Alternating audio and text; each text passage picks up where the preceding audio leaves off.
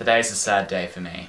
I got home from school about 20 minutes ago, and when I got back from the cruise, right, I hadn't had the fan on for like 2 weeks.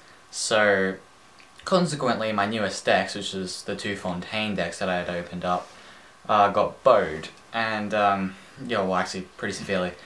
So a method that I've used before to get rid of the bowing in cards is what you do is you take the cards in the box after you pharaoh them back to face. So you have the back side of a card on either side at the top and bottom of the deck. Then you have face up, face down, face up, face down all the way through, and you put that in the box and you wrap it tightly in tin foil and put it in the fridge, and it removes the bowing in the cards really well. I've done it before with other decks. I took it to Sydney when it was like 40 degrees at the Medibank tennis tournament. So what happened is I put them in the fridge overnight. I woke up this morning, I got them out of the fridge, turned the fan on high in my room, and put them in my room and left them there all day, because you meant to put them in a cool place after you take them out of the fridge, otherwise they'll like bow instantly, which is pretty horrible. So I took them out today, and I unwrapped the foil when I got into my room on one of them, and I noticed there was a micro tear, like that big, right? And when I unwrapped past that micro tear, the entire tin foil was wet. The box was wet. It was completely laden with water. This is what I'm talking about. Like, it has fallen apart. See if I can focus on that. Yeah. So yeah, pretty horrible. Come on.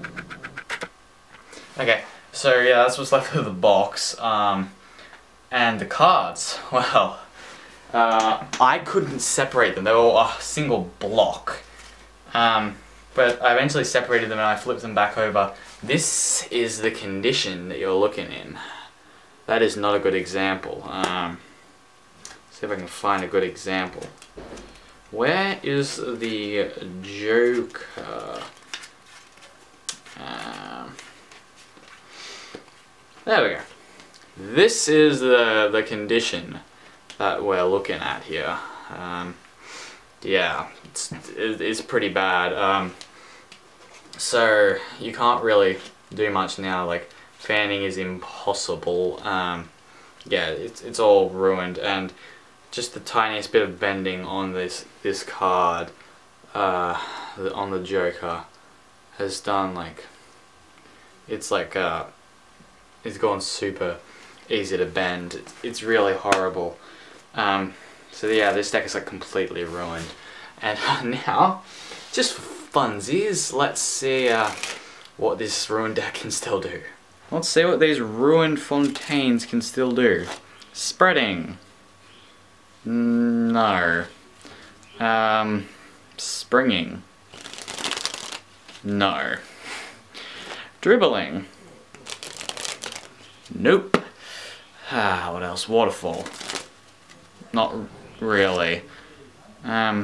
Flourishing.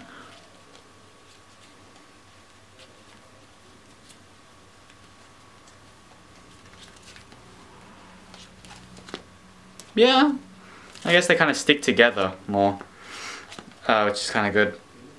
But let's see what else. Oh yeah, by the way, that was a flourish I made up. I'm gonna see if I can actually post that somewhere, like the wire example, sometime soon. Cuts, yeah, I guess. Pressure fan. Yeah, no. Normal fan.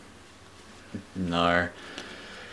Well, this has been my fail video on bowing cards. So here's a tip: if you are going to do this method, it is completely safe and fine. Just be extremely tedious about making sure there are no tears whatsoever. Otherwise, you will end up with a ruined deck. this. So that's hints and tips, and I will see you in the next video. Quick extra, I think I've found the worst affected card in the deck. I think it'd have to be the Two of Clubs here. Look, I went to actually pick it up, and look what happens. Is it the right side? Nope, other side. You go to push it off, and the actual stock in the card splits. This is not very good. And of course I can't get it to happen on camera, you know, naturally that's what happens, but you know, it does split. Can I get this to happen? There we go.